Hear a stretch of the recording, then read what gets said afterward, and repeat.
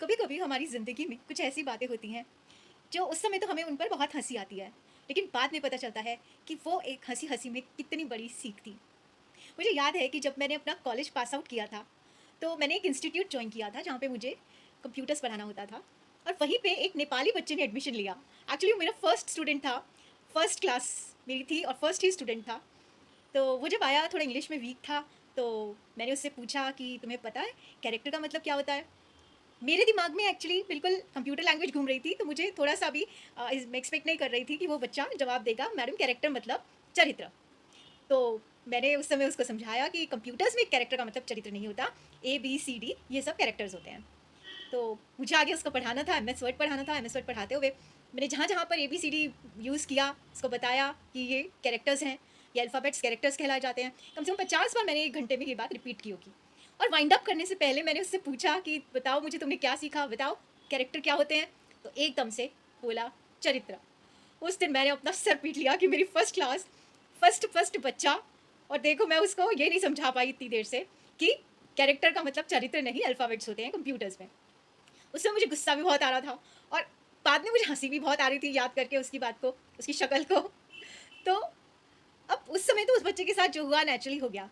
लेकिन आज मुझे लगता है कि वो मेरी फर्स्ट क्लास जो थी जहाँ पे मैं टीचर थी और वो स्टूडेंट था, एक्चुअली उसने मुझे कुछ सिखा दिया। आज मुझे लगता है कि उस दिन वो मेरा गुरु बन के आया था और मैं उसकी एक तरह से स्टूडेंट थी। क्योंकि उसने मुझे सिखा दिया कि आपको वही समझना है, कभी-कभी ज़िंदगी में आपको उसी पर कायम रहना है जो आप समझते हो, जो आपको ठीक लग रहा है।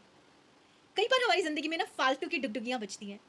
कोई इधर से कुछ कहता है, कोई उधर से कुछ कहता है, तुम इससे दोस्ती करो, इससे मत करो, उससे बात करो, इससे मत करो, ऐसे करो, वैसे करो, वहाँ मत जाओ, ये मत सुनो, वो मत कहो।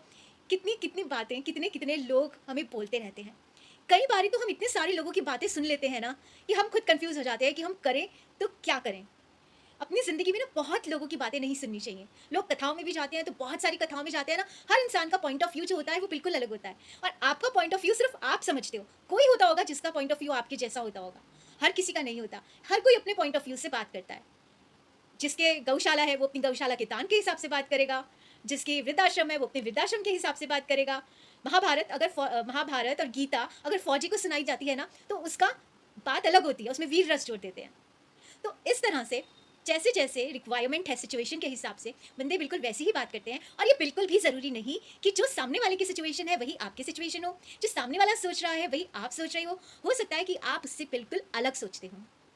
इसीलिए जब ऐसा हो, जब कोई भी आपका पॉइंट ऑफ व्यू नहीं समझ रहा हो और कोई इधर से कुछ बोल रहा हो, कोई उधर से कुछ बोल रहा हो, आपकी बात को मानने की कोशिश ही नहीं कर रहे हो, आपके हृदय को समझने की कोशिश नहीं कर रहा हो कोई, बस अपने ही अनुमान लगा के, अपनी नसीहतें जब सब देने लग जाते हैं ना, तब उस बच्चे की तरह हो जाना चाहिए। बिल्कुल कुछ भी अपने दिमाग में नहीं घुसाना चाहिए। बस उसी पर कायम रहो, जो तुम्हें पता है उसके आधार पर जो तुम्हें ठीक लगता है, उस पे कायम रहो। श्री राधे।